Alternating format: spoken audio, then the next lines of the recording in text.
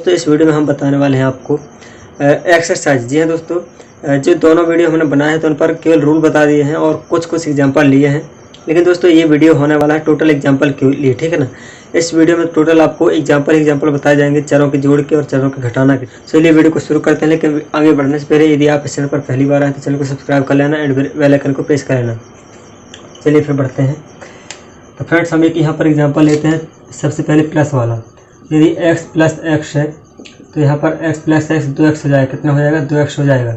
और ये कैसे होगा ये आपको वीडियो में हमने बता दिया है, ठीक है ना, कि चर समान है और इनकी घातें भी समान है। दोस्तों दूसरा एग्जाम्पल लेते हैं हम। 2x प्लस एक्स बराबर, तो यहाँ पर 3x हो जाएगा। कैसे हो जाएगा? 3x। और दोस्तों क्यों होगा? क्योंकि यहाँ पर x समान है और इनकी घातें भी समान है। गुणांक से मतलब नहीं होता दोस्तों, इसलिए वीडियो में हमने बताया है कि गुणांक से मतलब नहीं होता, ठीक है ना। मतलब होता है घातों से, तो घात यहाँ पर 1 है। और यहाँ पर तीसरा एग्जांपल लेते हैं। 3x घाते, यहाँ पर हम 2 ले लेते हैं और प्लस यहाँ पर x घाते 2 ले लेते हैं। यहाँ पर देखिए दोस्तों, यहाँ पर भी x घात 2 है और यहाँ पर भी x घात 2 है। तो यहाँ पर कितना हो जाएगा? जुड़ करके यहाँ पर एक गुणांक होता है। और कैसे जुड़ता है ये जानने के लिए आपको वीडियो देखना होगा प्लस वाला, ठीक है ना, कि चरों का जोड़ कैसे होता है। तो फ्रेंड्स यहाँ पर जोड़ करके हो जाएगा आपका 4x घाते 2। और यहाँ पर एक एग्जांपल और लेते हैं। तो यहाँ पर हम ले लेते हैं y घाते 3 प्लस 3y घाते 3। तो यहाँ पर आंसर आएगा आपका 4y घाते 3। इसलिए क्योंकि दोस्तों यहाँ पर दोनों y हैं और इनकी घातें भी बराबर हैं, 3 3, ठीक है ना। पाँचवें एग्जांपल लेते हैं। y घाते 4 plus 2y घाते 4। तो यहाँ पर जोड़ करके दोनों हो जाएंगे दोस्तों y और y। देखिए यहाँ पर 2y है, कितना है? 2y है। तो 2y और 1y, यहाँ पर एक रहता है, साइलेंट रहता है, हाइट रहता है। तो यहाँ पर 3y हो जाएगा। कितना हो जाएगा? 3y घाते 4, y घात 4 है। दोनों y हैं और y की घात, दोनों y की घात भी 4 है, ठीक है ना। तो यह है दोस्तों कुछ एग्जाम्पल। और एग्जाम्पल हम लेते हैं यहाँ पर। तो फ्रेंड्स हम मान चलते हैं यहाँ पर कि 3x घाते 3 है और यहाँ पर x घाते 2 है। तो ये आपका नहीं जुड़ेगा। क्यों नहीं जुड़ेगा?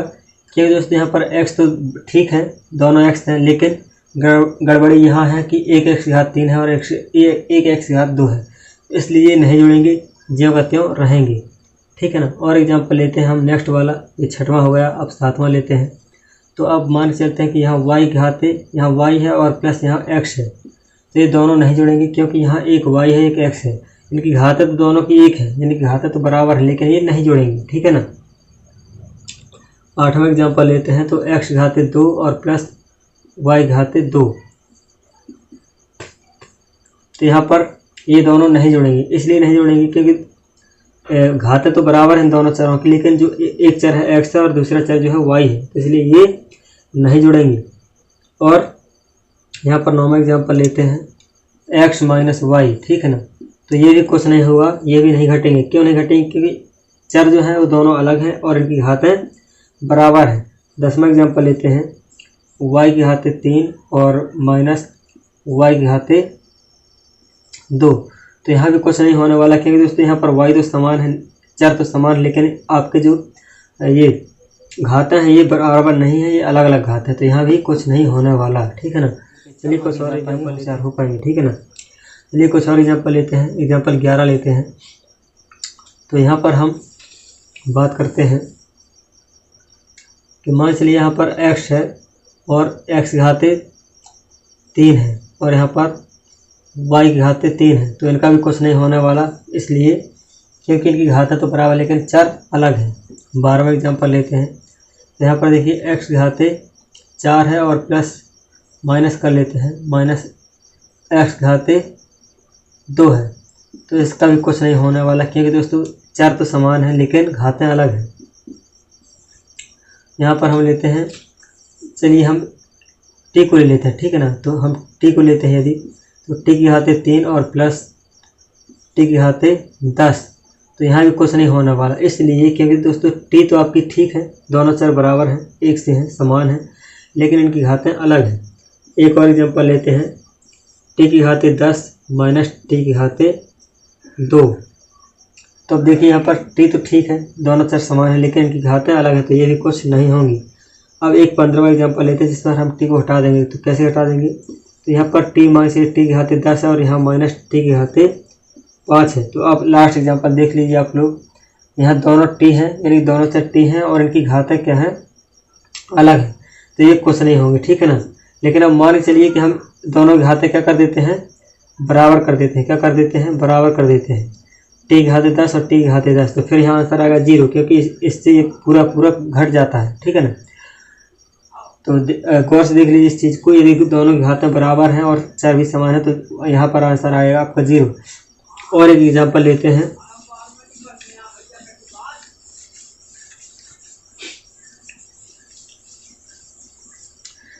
देखिए यहाँ पर 16वां एग्जांपल है आपका। 4 टी की घाते 5 और माइनस 2 टी की घाते 2, तो ये भी कुछ नहीं होंगे। क्या नहीं होंगे, कुछ नहीं होंगे। क्यों दोस्तों, यहाँ पर 4 टी है, यहाँ पर 2 टी है, हमें इससे तो कोई दिक्कत नहीं है, दोनों में टी लगा हुआ है, ये अच्छी बात है। लेकिन यहाँ पर इनकी घातें अलग है, एक में घात 5 है टी की और यहाँ पर टी घाते 2 है, ठीक है ना।